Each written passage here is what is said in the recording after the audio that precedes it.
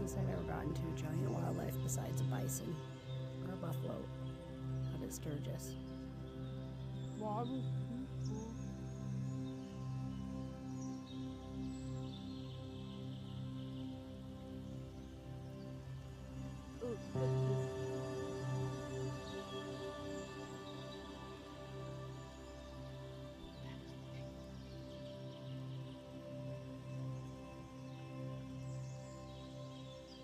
Bye, guys.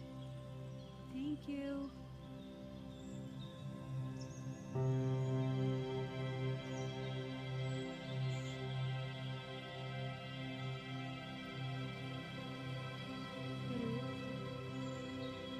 Just so you know, I'm not close.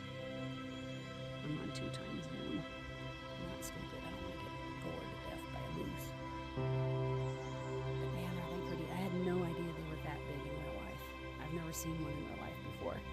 Not even at a zoo. They're giant. They're so majestic. If he comes this way, I'm going back to my Jeep. Nope, he's moseying on. Said it's been a beautiful day, but I'll see you later. How cool is that?